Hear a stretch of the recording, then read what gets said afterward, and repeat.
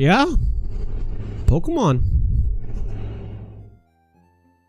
I recall the days when I first was exposed to Pokemon. It was actually in the first grade. See, my first grade teacher was absent, so I ended up with a sub teacher. She had this thing where if we all finished our work, she would show an episode of Pokemon at the end of the day. Since then, my interest in the series piqued my interest. It took a good 3 years after that for the show to appear on Cartoon Network. I remember I would sit down in front of the TV at 8 p.m. awaiting the latest episode, because after that was Yu-Gi-Oh! See, I wasn't too fond of the game at the time because I didn't know how to play the RPG format, nor did I ever understand the appeal behind it.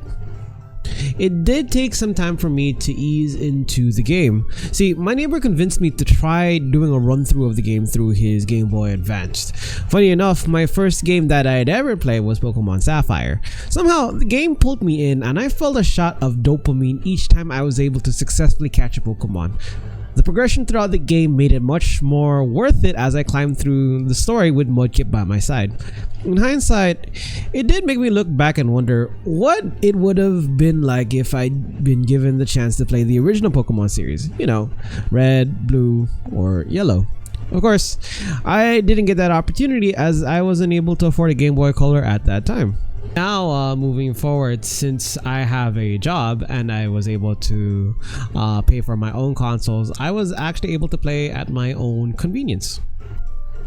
The remake of Pokemon Omega Ruby and Alpha Sapphire was a great homage to its original predecessor. I love how they added Zinnia's storyline and her connection to Whimsir and Rayquaza, and we can take the time to just sit back and appreciate her own soundtrack the moment you battle her in a sudden plot twist. Spoiler alert. Sun and Moon was a great sequel that followed after, and the idea of having a Pokemon map based off of Hawaii was such a great concept. This paired with the concept of having region-based Pokemon.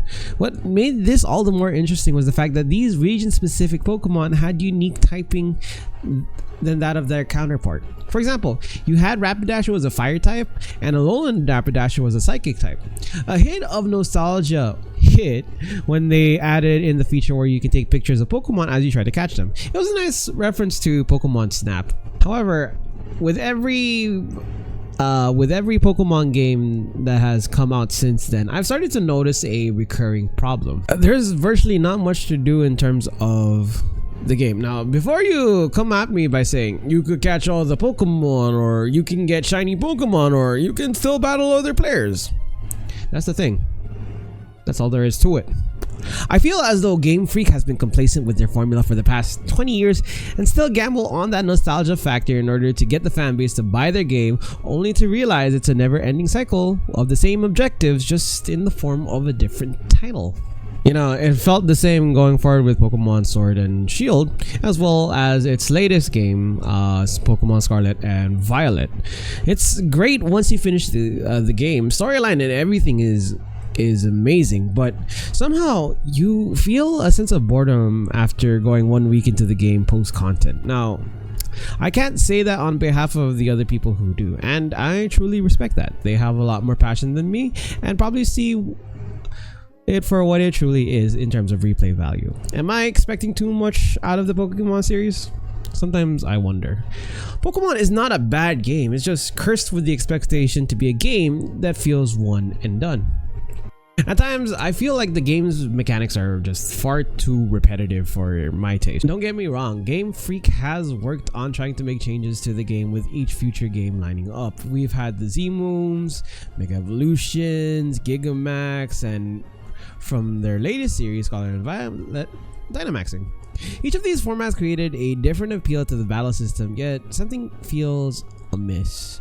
When you take a Pokemon out to battle, especially when it comes to online, you'll come across the team cops that feel really off. If it's not the fact that typing battles feel more of a rock, paper, scissors type approach, it's probably the fact that despite the number of Pokemon there are in the current roster, mind you, we are currently at 1,025 Pokemons at that as well. Only a handful of them are selected for online battles. The other point I want to bring up was Pokemon's innovation. Most people would say there is a lack of on-game freaks part. However, the company does try to make an effort to try to make the game as innovative as they can.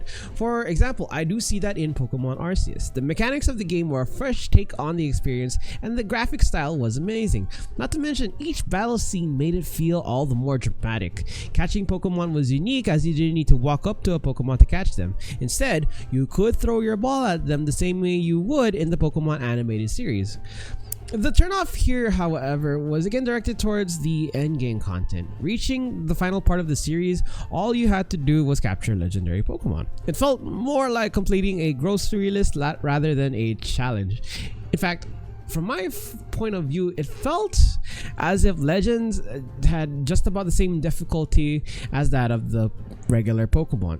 Compared to the old days where having to catch a legendary meant having to exhaust every Ultra Ball, every Great Ball, and even every Pokeball in order to secure a legendary. Nowadays, it just feels much easier to catch one. Having to remove features or change them around makes the experience feel all the more too faulty. The fact that Scarlet and Violet removed Battle Tower caused a lot of commotion in the Pokemon community because it gave players a sense of challenge. The reason why is because as you finish each round, the level of difficulty begins to increase. This in turn makes the rewards greater because of said difficulty. See, fans have been vocal about the absence of this feature because Battle Tower allowed you to earn currency as battle points, which you can then use to give items to your Pokemon to help them become more effective in other Pokemon battles. Given with each DLC that came out for Scarlet and Violet, the feature was not available and thus made the experience all the more disappointing. With the recent announcement in Pokemon ZNA, I have mixed feelings about the game. See, the nostalgic side of me will want to get the game in hopes of completing the storyline and enjoy each moment of it as soon as possible. However, I do have that fear where the game may just die down once I reach the end of the game. Then the said end game content that I would initially spend time on ends up dying down as I switch over to another game because there's that feeling of not having much to do. Now the question begs, is there any way that Pokemon will be able to recover from this, or will they remain complacent and retain the same formula which has captured our consumers so well time and time again, only to have that never-ending cycle of finishing the game for the purpose of finishing a game? For one thing, I love Pokemon, and that will still be something that I hold very near and dear. I would hate to see the downfall of one of the greatest game series of all time, but if they are to make the series worth it for the consumer, there are some areas that I would like to suggest in order to enhance that player experience. The first thing I wanted to bring up was expanding post-game content features such as battling facilities and tournaments. I think this feature would definitely appeal to the competitive players who seek that desire to pursue challenging content and have an incentive to continue to play the game even after they finish the storyline.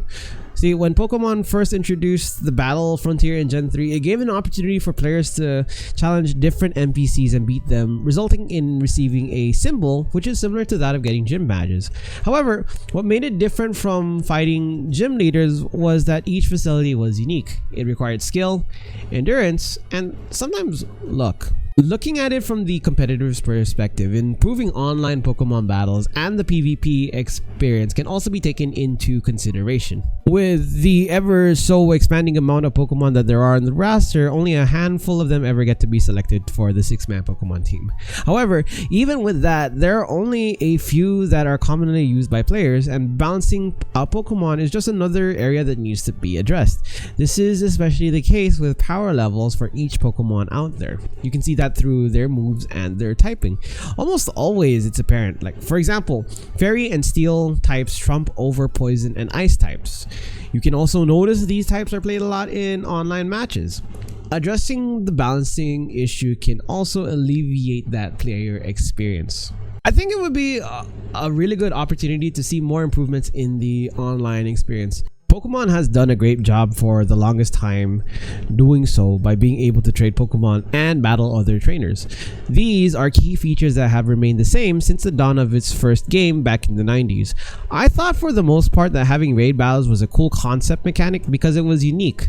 This was introduced recently in Pokemon Sword and Shield. The idea of having to do co-op events like these helped to garner interaction because not only did you get drops from the event, but you also had an opportunity to catch a Pokemon with a high chance of high-level EVs, moves, and abilities. Adding more opportunities for social events can also build up interest in the community. Player-based gyms would definitely be an interesting concept to offer. I think player-run gyms will also be another interesting feature to offer to enhance the endgame content experience. You could give people an opportunity to run their own gym and battle the way that they want to in order to enhance the online experience. You could have a team set up and create your own gym and use your own theme based on your own typing.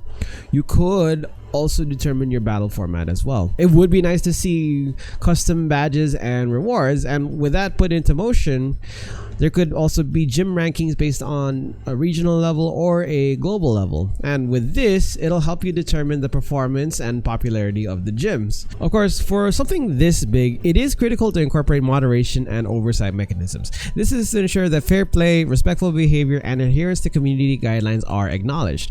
This could be in the form of reporting systems, community moderators, and possibly anti-cheating measures. Expanding on Pokemon's friendship mechanics would be a nice key feature to touch up on. One key aspect of a friendship is that the better your relationship level is with the Pokemon, the better your battle mechanics are in that game with that specific Pokemon. It can literally save your Mon from a major life or death situation because through the power of friendship, your Pokemon could pull through and survive on 1 HP and a dream.